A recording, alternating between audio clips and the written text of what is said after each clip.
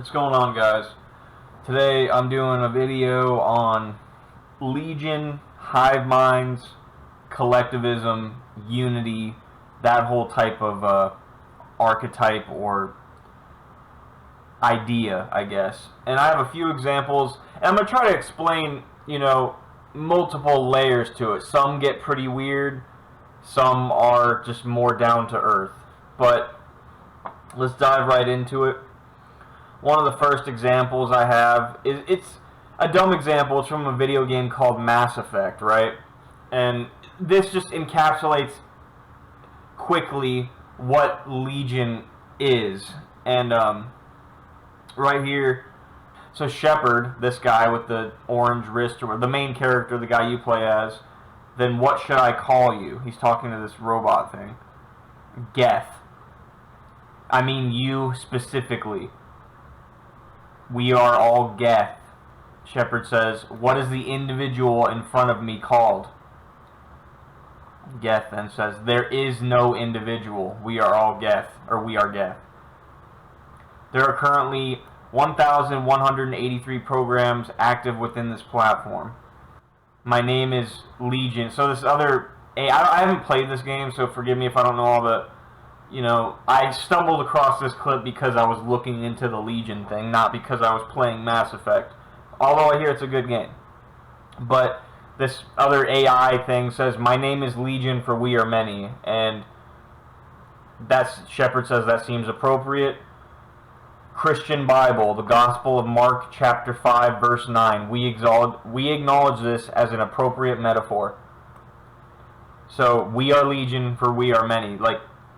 We are Legion, a terminal of Geth. We will integrate into Normandy. I don't understand what the hell that means. But the point is, the key things, there is no individual in front of you. We are Legion, for we are many. So, it's a person, not really, that's a part of a hive mind. There is no individual. It's a collective conscious. It's a collective identity. And, we see that a lot today. Even like I said, I'm going to talk about it on multiple different levels. Like politically even. Like there's, what do you call it? Identity politics, right? The black community, the Asian community, the gay community. It's like they're not individuals anymore.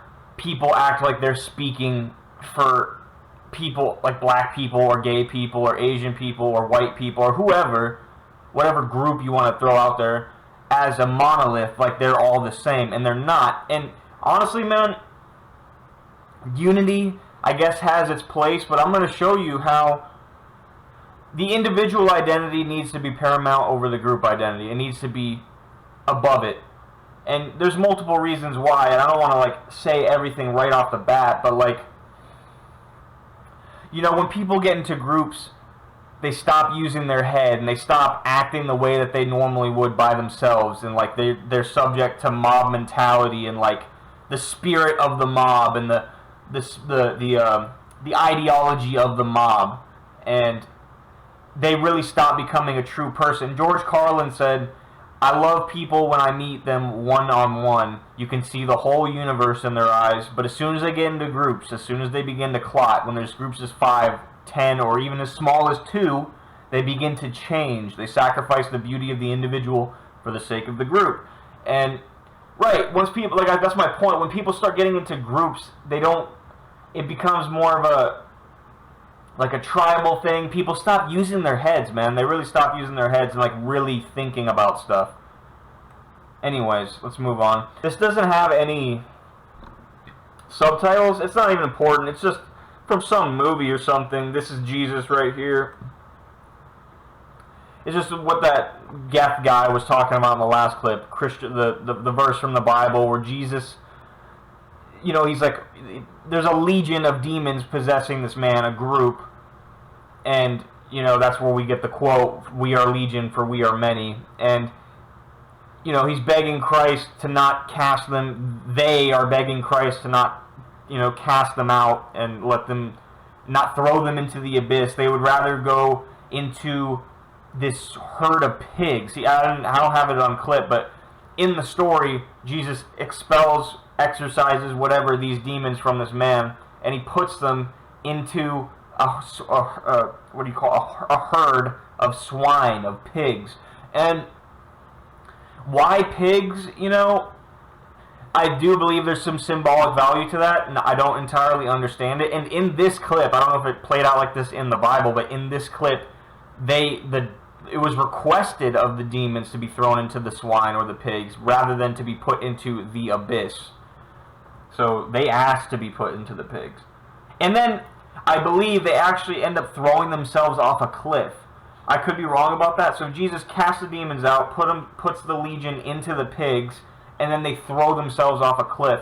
And, you know, I'm going to do another video that I'm uploading at the same time as this one, talking about Bible verses.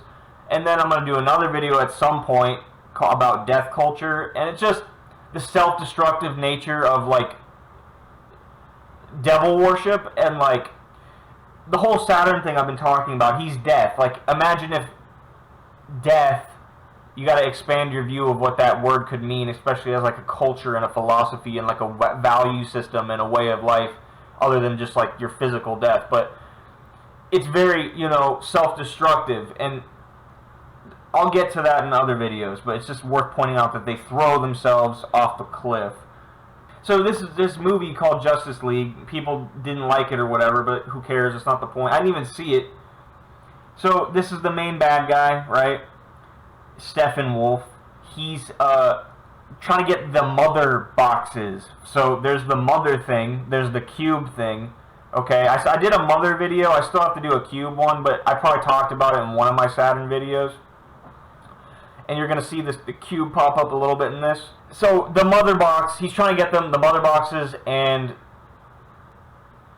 he's using them to open up a hellscape and merge his hell planet with Earth. And that's another thing you'll see, people basically trying to, like, access other realms or merge other dimensions into ours.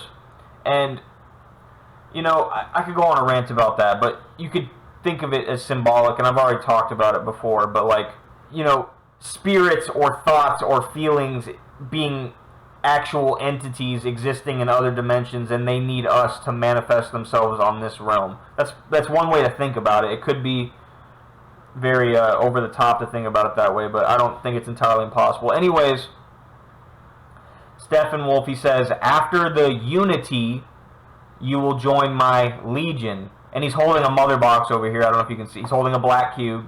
It says, after the unity, you will join my legion. And you will know the righteousness of power.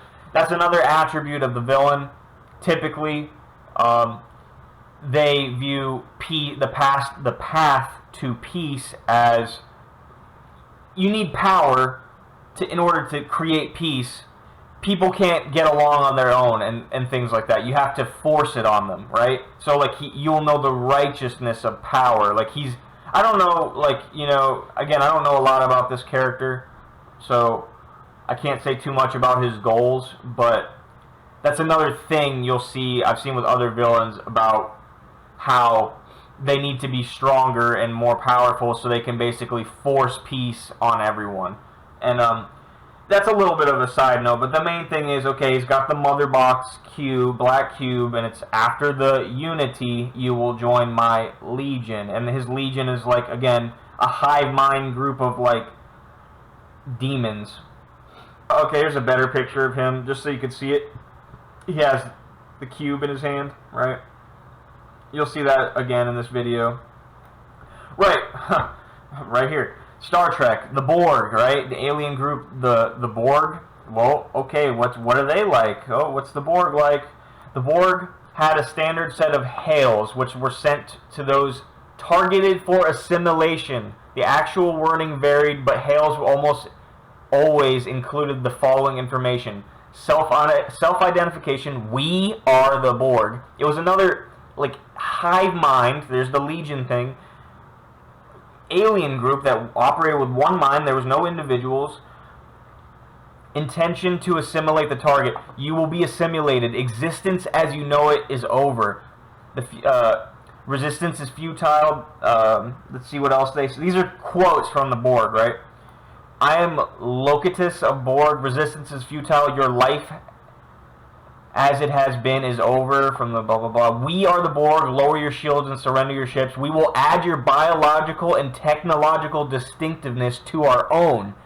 Your culture will adapt to service us. Resistance is futile. So, dude, you guys can piece this together, right? Like, right there, your biological and technological distinctiveness will be added to our own. Your culture will adapt to service us.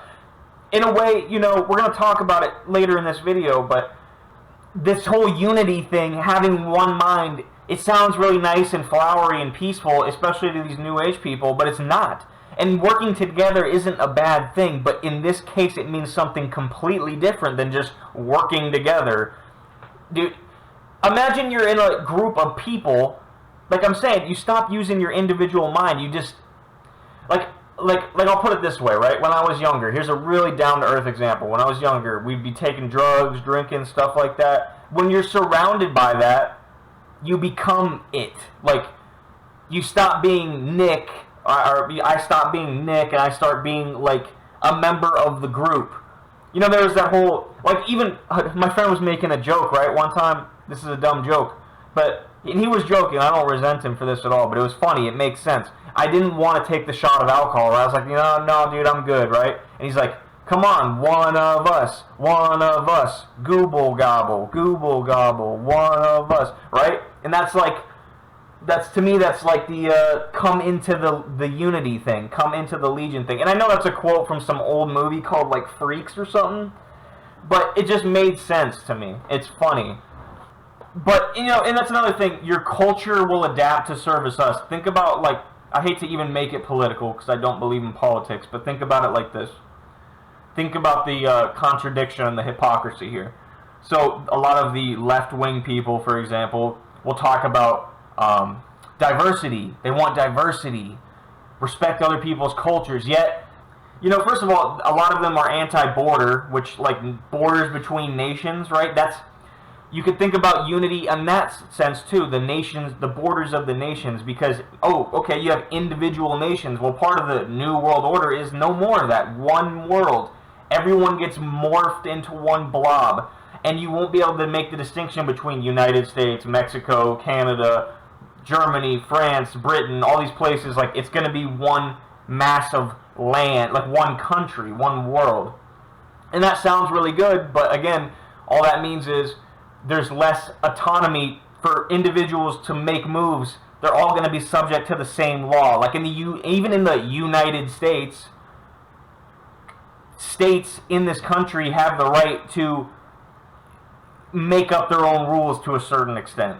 The federal government sure can kind of override that to a varying degree, but in this country, even in the United States, it's not all unified. You can go to California and go to Texas. It's kind of different places, man, to a certain extent. But anyways, you get my point. But I was talking about with the left-wing hypocrisy. They want diversity, but they also want that unity, and like they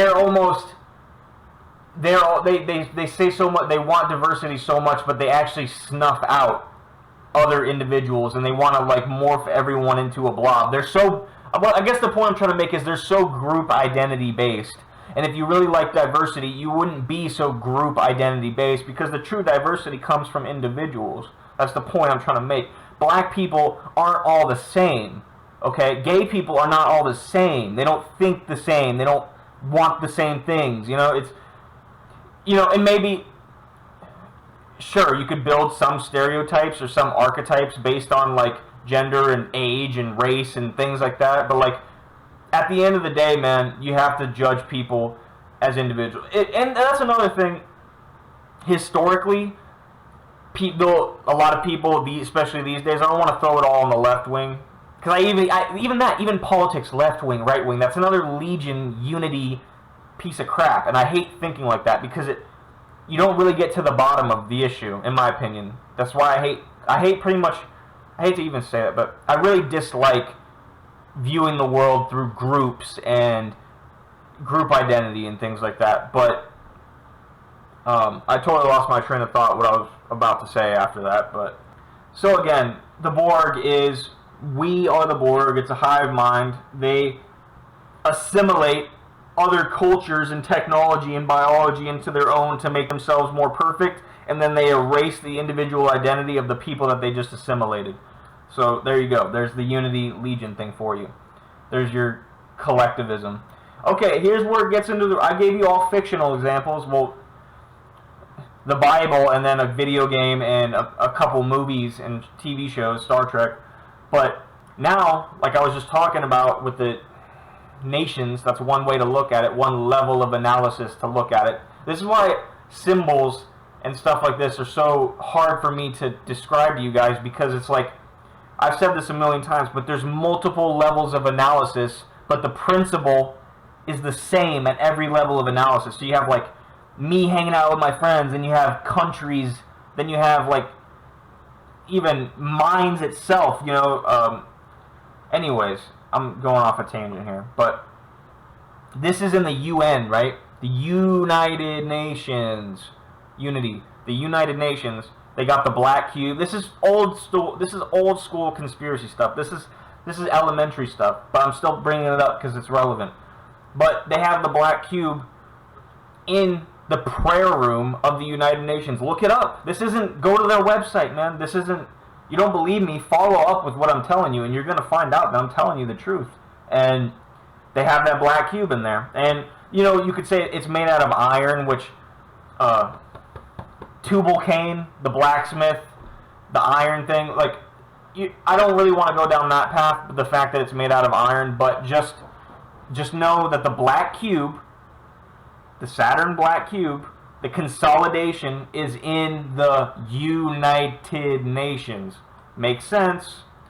Okay, here's the most famous illustration of the Tower of Babel. Nobody has a real picture. Nobody knows if it was even a real thing, okay? It's a story from the Bible about a king named Nimrod who wanted to unify the world, and he ruled, you know, one man ruling over the entire planet. And it sounds so good, unify the world, oh, yeah, but you guys need to understand that, you know, I'm posting a video also called by Bishop Sheen, Fulton Sheen. He talks about, like, the trick of communism, like, death by a kiss is how he calls it. And you need to understand that people use flowery language to disguise nefarious nefarious goals. And you need to really get past off, like, what words people are using and take a look at, like, what's actually underneath it and what's actually happening. And that's the same thing with this unity thing. For example, like Bush called, you know, George Orwell called it doublespeak. George Bush called the war in Iraq the freedom agenda in the Middle East. How is that the freedom agenda? You know what I'm saying? The Patriot Act. Things like that. You have to just, okay, just because someone says a word to you doesn't mean that you have to, you know, don't take it at face value. It's common sense stuff. Use your head. I'm not complaining at you guys. I'm just, you know, I'm not trying to offend anyone. Anyways, this is the most famous painting, I forget who it's by, of the Tower of Babel, of what it looked like if it was a real thing and not like an allegory of a story. And like I said, the Tower of Babel has to do with, if you want to look at it as a symbol, it has to do with basically New World Order unifying the planet. Okay? Well, here is the EU building. Again, look this up. You don't believe me. This is the building to the EU. They have an uncanny resemblance. And, okay, you might say I'm reaching, okay? Like, oh, you know, those, sure they look similar, but that's not valid proof that they were actually inspired by the Tower of Babel to create the EU building. Which, if you even think about it, Tower of Babel, I just told you, is a symbol. In a way, as a symbol, is has to do with the unity thing. The European Union uniting all the European countries. And, okay, and then I'm not even going to go on a rant about the EU. I'm in America, okay, I don't know a lot about it, but I know it's not the greatest thing ever. Here's an ad that they put out forever ago. Listen to this. Europe, many tongues, one voice. There's the Legion thing, there's the Unity thing, then they got the pentagrams up here, and they have the Tower of Babel on the piece of artwork. So explain that to me. To me, that's definitive proof that they were directly inspired by the Tower of Babel for the architecture of the EU, like headquarters. And, you know, I'm trying to bring this to the real world because, you know, I'm talking all these like weird terms and like playing video game clips and stuff. People start to not take this stuff seriously. But here's the United Nations building. Here's the EU building. This has everything to do with your real life. Even outside of government, like I said, when you engage in politics and start identifying as a Republican or a Democrat, or you meet up with your friends and you start thinking like they think and stop using your own head, like it has everything. This has everything to do with you, okay?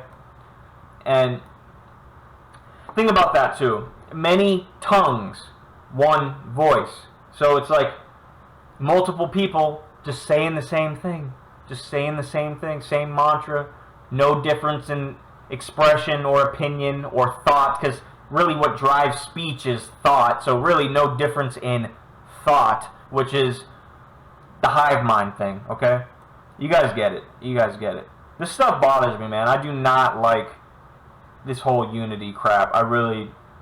Legion from Lego to collect. Legio from Lego to collect. In Roman antiquity, a body of infantry consisting of different numbers of men at different periods from 3 to 5,000 each. Each legion was divided into 10 cohorts, each cohort into 10 companies, and each company into 2 centuries. Not definition 2, a military force, military bands. 3, a great number. Where one sin is entered, legions will force their way through the same breach. My name is Legion, for we are many. Mark chapter 5, verse 9. The reason I've even included this definition, because that's one of the first things people would think of, is the fact that Roman soldiers, which again, they had something to do with the crucifixion of Christ, so that's like something to think about. But anyways, is because it's just another, I'm telling you, different levels of analysis, but the principle of the collectivism and the consolidation is true across all multiple levels of analysis. So, like in the military, what do you get? You get a uniform, one form. Uni mean like a unicycle, one form. Everyone's in a uniform. And I understand, okay, a military needs to run like a efficient machine in order to like be organized and to execute properly. And there's actually a great sense of like brotherhood and camaraderie amongst soldiers, and that's something I actually think is really cool. And that's the good side of unity, alright? I'm not trying to tell you it's all bad, but I'm trying to show you the bad side of it because nobody talks about this, okay? Especially not on this occult level. But the problem with the unity in the military, okay, is that people follow orders. They stop using their brain. They say, oh, go here and kill these people because they did this, or we're at war with them now, so go and do this. We literally always have the right to say no, okay? That's you have the right to use your own brain. Your military members swear an oath to the Constitution, not to the president or whatever else, okay? That's my point. That's the downside of the unity from the military perspective. But even the point I wanted to bring up was, yeah, that they were a uniform, one form in the military. And even the word soldier is like S-O-L, dire, which I don't know about that, but like soul meaning S-O-L, soul, can sometimes mean soul as in solar, like sun, and then that can kind of tie into like your wisdom or your intellect, and maybe possibly even like your spirit or your heart, the solar thing. And then the suffix to the word is dire, like D-I-E-R, and it could be a form of mockery to be calling soldiers that. I don't know, I can't verify that, but that's just something to think about. World of Warcraft Legion, okay, and it's some demon guy, and I'm just showing you the parallel between the word Legion, collectivism, and kind of demonic symbology, okay? That's all I have to say about that stupid example. Okay, so Deadmau5, right? Deadmau5. This is a song he put out called Saturn without the U, but it says Saturn. And okay, it's a black cube with like coating on it. It looks like technological in nature. Okay, it's exactly what I've been telling you. And then this down here, I don't know if that's his album name or it's his record label or whatever. It's called Mousetrap. I don't know, man. To me, this guy's kind of mocking you. Okay, if you're a fan, I'm sorry. I got other shit to show you, and I'm going to tie it into the whole Legion thing, okay? So he's got the music video called Saturn with the black cube. I've told you about that 1,000 times. Here it is again, him doing a live performance. By the way, that whole Mickey Mouse head thing, it's not something I understand, but there's something to that. The way it's shaped like that with the ears and stuff. Like, there's depictions of figures looking like that way long time ago in like fucking hieroglyphs and like architecture, and they weren't talking about Mickey Mouse. Okay, they were talking about like archons and things like that. And I can't tell you too much about it, but there's something weird to it. For example, also, there's a game called Persona, right? This is just something I realized. I don't know if this makes any sense. There's a game called Persona, and when they would, what do you call it? They existed in the real world. The characters existed in the real world, but sometimes him and his friends would like shift into like a mirror dimension or like a spirit realm, and like when that shift happened, the image of like the Mickey Mouse head and ears would pop, like wobble on the screen as an effect. And I don't think, again, they were referencing Disneyland or Mickey Mouse. So there's something else to that, in my opinion. That's just something to think about. Again, it's not the topic of this video. It's not only the Saturn music video that he made with the cube. This is like a common stage prop he always uses, this deadmau5 guy. He uses this as a prop all the time. He like floats around or stands behind a big cube during his concerts. And guess what he calls his fans? Not Legion, no, but he calls them the Horde. The Horde.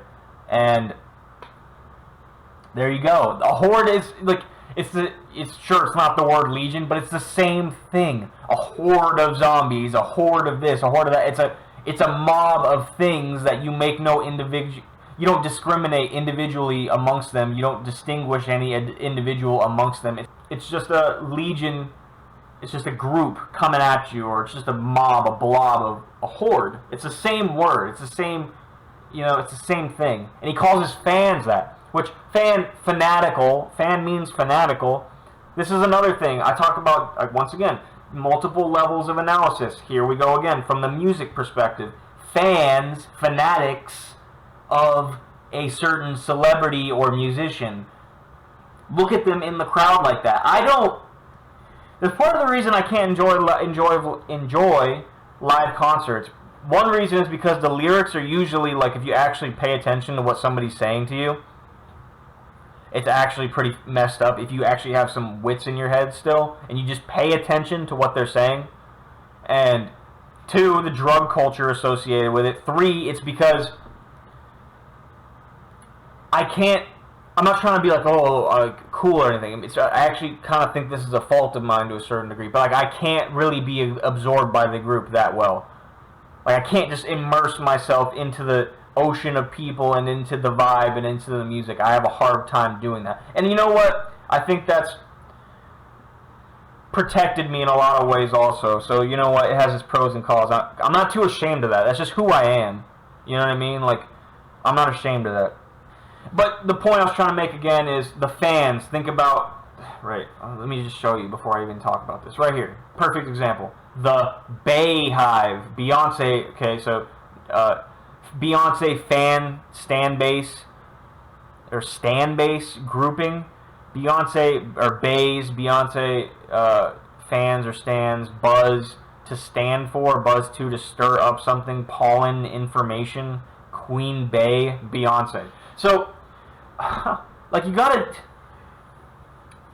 Fans are members of the Legion and the Horde. That's why you don't... Stop getting absorbed into group thought, man. I'm telling you. Stop doing it. Especially since Beyonce's probably a wicked person. I'm sorry. Like, I'm sorry if you love her music. Pictures and videos and lyrics I have of, like, musicians just saying the most insane shit. And it's like, if anyone's actually... Like I was just saying with the deadmau5 thing, this man's flashing a Saturn cube on his stage and calling his fans the Horde. To me, that's insulting. To me, that's a smack in his face to his fans. And I'm just sorry. If you have the eyes to see and the ears to hear, that's an insult. Okay? And beehive, okay? Think about it. Bees, they have a hive mind type consciousness. They all serve the queen bee, and they exist in the beehive with the hexagonal honeycombs, okay? And just again, multiple levels of analysis. The fans, they're like bugs. They're like bugs, okay? The hive mind thing. It's not good. This isn't good stuff. I hope you guys understand what I'm saying here. Here's a Facebook ad that I got. This is backhand. I don't know how people see this. Like, wow, Facebook's really cool. It's like, this to me, it's like, hey, dipshit. Like, you know, we don't even respect you. Especially since Facebook, again, the whole censorship thing, that's what I'm saying. Oh, we care about diversity and all this, but we're going to censor you. Okay? We care about diverse opinions and outlooks and all that, but we're going to censor you. That's how it's a lie. It's hypocrisy. It's a fake. They only want one. They want a unified message, but only their unified message. You see what I'm saying? Find the fun together in Facebook groups. Okay, so Facebook. This is an ad for Facebook groups. Group, Legion, Collective, Hive. More hashtag more together. Look at the picture. Worship the Queen together. We all pretend to be ants in an ant colony. Facebook group. Are you kidding me? Are you kidding me? What kind of an ad is that, man? We all pretend to be ants in an ant colony. It's exactly right. It's exactly what I was showing you with the Bayhive thing. Okay? Don't you get it? Don't you understand? This whole unity collectivism crap. I'm telling you, man. It's bad news. It's insulting. It's demeaning. It's like you're not even a true person. Okay? Why don't you want to be an individual? Don't you want to be a true... Like Pinocchio, right? Jordan Peterson talked about...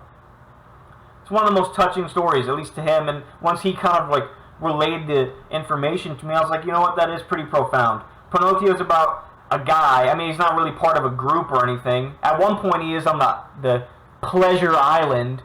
He gets kind of tied up with the boys committing degeneracy and losing his way. But the point is, Pinocchio's trying to become a real boy. He's trying to become from a puppet, like an ant in an ant colony, to a true, genuine individual. And that's one of the greatest things you could ever try to do in your life. And they, you know, of course, these guys, the whole Saturn shit's on the other end of that. Of course it is, right? Here's a dumb example, right? So, the only reason I included this, because remember when Jesus cast out the demons, where did the demons go? Into a group of pigs, a group of swine. And then look, watchdogs, Legion, we are Legion for, I am Legion for we are many. The cover is a dude with a pig head. Coincidence? Probably not. Just saying. I'm not, you know, whatever. It's a video game. I haven't played it. But the point is, they were 100%, in my opinion, referencing the Bible verse, because that's where the Legion, and the whole concept of the whole game mechanic is about recruiting people and like mind controlling them, I think, to be part of your little what do you call it, like vigilante group or whatever. So like you're hijacking minds into a legion, and he's got the guy with the pig mask on. So and he's holding a skull too. I don't know what that's all about, but of course, you know, Saturn is the Grim Reaper. He is the skull guy. I don't know what else I have after this, but so here's another more down-to-earth example, right? I got a little weird there for a while, okay? I've given plenty of down-to-earth examples. I hope you guys can see that this stuff has a basis in reality. So wrong is wrong, even if everyone is doing it. Right is right, even if no one is doing it, right? So very simple concept. If any semblance of objective truth and morality exists, and maybe I'll concede to you that we can't pin it down entirely objectively. But guess what? It's not entirely subjective either. I always use the analogy of love, right? You say you love someone. That comes with responsibilities, and it comes with a certain standard that you hold yourself in relationship to. If you say you love someone, you don't steal from them, you don't beat them, you don't lie to them, you don't cheat on them, things like that. And if you do, maybe you didn't really love them.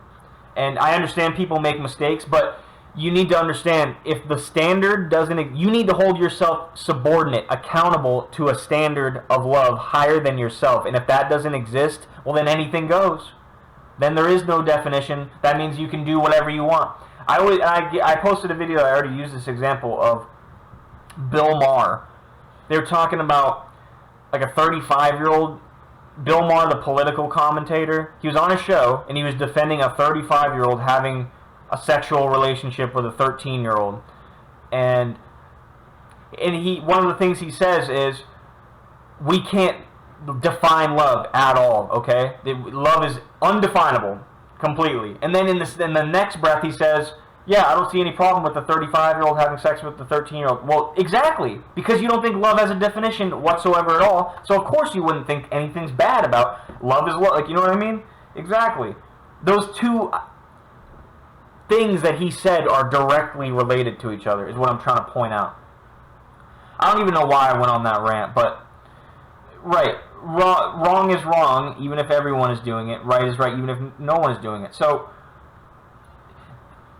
how this ties into the Legion hive mind thing is, well, wrong is wrong, even if everyone is doing it. Even if you have everyone on planet Earth doing something bad, and they all collectively, there you go, with the hive mind, agree that wrong is actually right, that doesn't make it so. Or that lie is actually true, that doesn't make it true, right? Everyone understands this stuff, and yet we don't understand it. Right is right, even if no one is doing it. So, how many of you, for example, have ever went to a comment section, and whoever got more likes on a particular comment, that's how you felt, that's how you gauged who was winning the argument, right? Who was actually more true or right in the argument based on who got more likes. Well, guess what? That has no basis on who's actually. You have to actually see. This is the foul. This is exactly what I was trying to point out with the group identity thing. It makes people stop using their own heads. They're like, oh well, 300 people said this guy's comment was better, so he must be the one who's right, and only 5 people like this guy's comment, so he must be the one who's wrong. It stops you from actually using your own heart and mind. Do you see what I'm saying here? And most people are guilty of doing that, even if they're not necessarily aware that they're making value judgments based on a number of likes or something like that. Decide for yourself. That's what it means to be an actual individual. Anyways, that's all I had to say about that. Anonymous, right? Even that name, anonymous, meaning like no identity. But they're saying, you know, they have an expression. I don't want to play the clip, but they have an expression. They took the Bible verse where they said, "We are legion, for we are many. We don't forget," or something like that. Something stupid like that. Okay. I wish I could play the clip, because right here, what this guy is actually saying, what he's saying right here, if you want to look it up for yourself, you could probably find this video. But he's saying, he's like, there is no one person. It's a bunch of voices speaking as one. Like it sounds just like the EU. He's describing that EU poster I posted earlier, or I showed you earlier, of many tongues, one voice. It's just, again, it's the hive mind, it's the Legion thing. And guess what? These guys have a truth movement called the Black Cube of Truth. Go look into that. I think that's actually how I found this video. I looked up the Black Cube of Truth. So we have a group that calls themselves the Legion, and there's no individuals amongst them, and they have a thing called the Black Cube of Truth. Yeah, okay. So this is the main villain from the first game, Fallout video game. Listen to what he says. His name's Unity. His name's the Unity. So that's why it's in this video. The Unity will bring about the master race. Master, one able to survive or even thrive in the wasteland. As long as there are differences, we will tear ourselves apart fighting each other. We need one race, one goal, one people to move forward to our destiny. So, from the controller's worldview, here's why they might try to do something like that, right? Why they might try to erase individuals, because individuals fight and they're too diverse, and we need everyone to have the same brain and the same race and the same goal. We need to consolidate everything so there are no more differences because we'll tear ourselves apart fighting each other.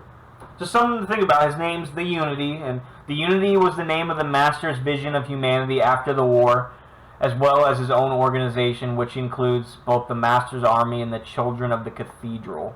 You guys get it. It's the same thing over and over again. But this example sheds a little more light on the purpose for that type of thinking from like the puppet master's perspective, okay? Okay, I'm going to read a little bit more from the Fallout game. In order to avoid the self-destruction of the species, the master desired to forcefully evolve humans into one perfect race. Forcefully. Okay, there you go. Removing the inequalities that are the cause of strife amongst humans. To this end, he used the forced evolutionary virus to create his race, the super mutants, also called the Master's Army. With the discovery of the Los Angeles Vault and the establishment of the Children of the Cathedral, the Master created the means of conversion and recruitment of people into his project. Under the disguise, right here, under the disguise of the Apostles of Peace. So, right there, to avoid self-destruction of the species and all this crap about removing inequality and all that, but they came as, the disguise of the Apostles of Peace. The Bible, again, there's the Ben Franklin quote about, people who give up their liberty for security, and then in the end will have neither. And then there's the Bible. It's like, by peace he will destroy many. Peace, peace, they cried out, and then sudden destruction came upon them. Well, that's because that's the Antichrist's trick. He comes, and you don't have to believe in like a literal Antichrist coming upon this earth and set, but I do believe that's going to happen. You don't have to believe that. But just think about it as an archetype and as a philosophy and a value system that people actually have.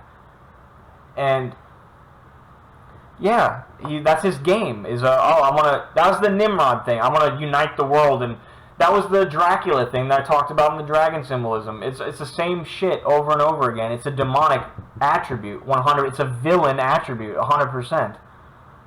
Over and over again. Pay attention. You'll start seeing. You don't even need me to point this out to you. Just pay attention. However, according to the Master's personal audio log, he also had a different vision on the Unity's true goal. The one that involved merging humanity together, literally. It is known that using the FEV, Master was absorbing both organic and technical matter into himself, growing larger and larger. The creatures he absorbed not only became his biomass, but their very minds merged with the Master. So again, it's just him taking it to another level, which is why he looks like that. Where is it? Which is why he looks like that. He's literally becoming one with other people and absorbing their minds into his own. Right? There's so many quotes. For example, he's talking about trying to get peace. There's so many quotes. You think this is a video game. This is real life. There's so many quotes from like Albert Einstein and Gandhi and all these other like secular-minded people and stuff. I'm not even saying those are necessarily bad people, but their quotes are literally, look this stuff up. It's and the guy, the head of the UN at one point, not the current one, but the past one, one of the past ones. There's literally quotes about how if we don't establish a one-world government, then the world's going to end. Like, we have to unify the world by force, government. And even the word government means mind control. So we need to unify the minds of everyone into one in order to prevent self-destruction. That was the basic theme of all their quotes. Gandhi actually said it best. He said, in the absence of a belief in nonviolence, or in the absence of principles, the only way for humanity to survive is a one-world government, something like that. So, and that would be like the Jesus Christ path to peace, right? The true hero's path to peace, like freedom in individuals realizing what's good and what's bad, what's true and what's false, what's right and what's wrong in their own minds and hearts, and acting accordingly. So therefore, you don't need to force everyone into a blob and assimilate everyone, and you know what I mean? I've talked about this a million times. That's the true good path to peace. This whole crap is the bad guy's path to peace. If that's even truly what he wants, that's what they say. Sometimes I find that hard to believe, once you look at the ends to get to the mean, or the means to get to the ends, the eugenics, the killing, the lying, the deception, all this other stuff. It seems hard to believe that they actually want to be humanity's savior. It's a picture, an illustration from the story called Childhood's End. It's a sci-fi book by Arthur C. Clarke. Same principle is going to come into play here, which is why it's in this video. Childhood's End, which is right there, Childhood's End. Well, think about Childhood's End. Saturn. Take a look at any picture of Saturn as a personification of him. He's eating kids, he's ending the childhood, he's time. 100%. To me, that's exactly why it's called that. Childhood's End. Makes perfect sense. Childhood's End is a 1953 science fiction novel by the British author Arthur C. Clarke. The story follows the peaceful alien invasion of Earth by a mysterious overlord whose arrival begins decades of apparent utopia under the indirect alien rule at the cost of human identity and culture. There you go. Begins decades of an apparent utopia. That's the key word right there. Apparent utopia. So, it seems like everything's good, but what's actually going to happen to us? And then at the cost of human identity and culture. Well, there you go. No more individual identity, no more individual culture, no more individual thoughts, no more individual speech, no more individual feelings. That's the price of peace, apparently. It's another unity thing, man. You can clearly see that. Well over a century after the Overlord's arrival, human children, beginning with the Gregersons, begin to display clairvoyance and telekinetic powers. Corellin reveals the Overlord's purpose. They serve the Overmind, a vast cosmic intelligence born of amalgamated ancient civilizations and freed from the limitations of material existence. The Overlords themselves are unable to join the Overmind, but serve it as a bridge species, fostering other races' eventual union with it. Yep. Well, there you go. It sounds just like the Borg thing. Born of amalgamated ancient civilizations. Yeah, okay, well, your technological and biological different distinctions will be added to our own. Resistance is futile. It's the same crap. And guess what these guys look like? We're gonna come. I don't think I have a picture of them, but in the story, you're never gonna guess what the bridge species fostering other races' eventual union with it look like. What are they called? The Corellians or whatever. As Corellian explains, the time of humanity as a race composed of single individuals with concrete identity is coming to an end. The child's minds reach into each other and merge into a single vast group consciousness. If the Pacific were to be dried up, the islands dotting it would lose their identity as islands and become part of a new continent. In the same way, the children cease to be individuals with their parents, which their parents knew, and become something else completely alien to the old type of human. Sorry, I'm like butchering this. For the transformed children's safety, and also because it is painful for their parents to see what they had become, they are segregated on a continent of their own. No more human children are born, and many parents die or commit suicide. The members of New Athens destroy themselves with an atomic bomb. So, again, it's ending the human species. It's ending humanity. I'm pretty sure one of the rules that the demon guys, the bridge species, I'm going to spoil it right now, they look like Satan. If you look up the illustrations, there was a TV show of Childhood's End, and then there was a book, and the depiction of the bridge species looked like the typical figure of what you would imagine Satan looks like. A red guy with horns and bat wings and shit. And of course, right? Of course, that's exactly what I've been telling you this whole time. Of course that's what they look like. It's not even, if I had to guess, that's what it would be. You know, and yeah, but my point is, you know, they enact eugenics, like you're not allowed to reproduce, things like that. We're taking the kids, which is heavily Saturn thing. Anyways, you get the point. Of all the characters in Childhood's End, the Overmind is perhaps the most difficult to understand. At the conclusion of Childhood's End, the Earth is destroyed, all adult humans are dead, and the evolved children of humanity have lost themselves in the collective consciousness of the Overmind. Oh yeah, what good guys, man. What a good ending. You can kind of see right here what they look like. You can barely see it. on my screen, but here's his wing over here. He's walking out holding hands with kids. It's a demon. Demons right here. Yeah, they're the good guys, man. Yeah. You have to be out of your mind. Some overlords. And again, dude, you know what? This whole, lost themselves, the children of humanity have lost themselves in the collective consciousness of the overmind. You know what, man? I think these people at the top of our little controlling hierarchy or whatever, I do believe they like to mess around with kids, and perhaps in ways that I'd rather not talk about. And it might have something to do with that, them losing their mind to the collective. It might have something to do with the perversion with children. Let's just leave it at that, okay? Some overlords remain on Earth to study the children from a safe distance. When the evolved children mentally alter the moon's rotation, make other planetary manipulations, it becomes too dangerous to remain. The departing overlords offer to take Roderick's with them, but he chooses to stay to witness Earth's end and transmit a report of what he sees. Before they depart, Roderick asks Rashaverik what encounters the overlords had with humanity in the past. According to an assumption that the fear that humans had of their demonic form was due to a traumatic encounter with them in the distant past, but Rashaverik explains that the primal fear experienced by humans was not due to a racial memory, but to a racial premonition of the overlord's role in their metamorphosis. So, that's a very interesting way to think about demons. Very interesting way. I'm not saying this is true, but they look like Satan. They look like demons from hell, these aliens that want to unify everyone and get rid of humanity.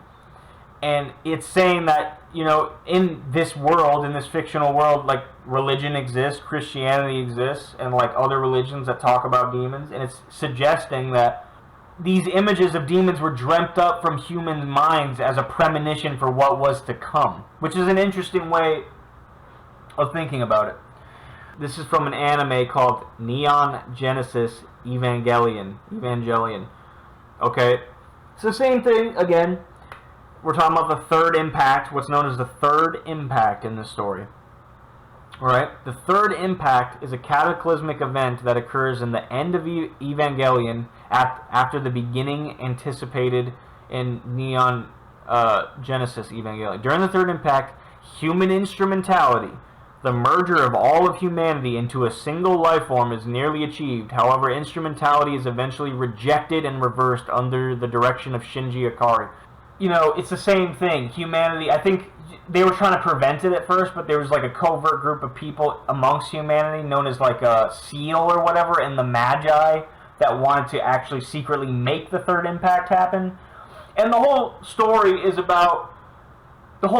of this anime is about the struggle to be understood and like relate and communicate with other people and like have your feelings be felt by it, like, to relate to one another and things like that, and how they described it as the hedgehog dilemma, or like that's at least the psychological, philosophical analogy that they referenced to describe the theme of their show. And the hedgehog dilemma was hedgehogs, they're cold, they draw together for warmth, but they have pokers, so they get close, they hurt each other. They draw apart, they get close, they hurt each other. They draw apart. So like, and that's kind of how we are, we get close to people, and it,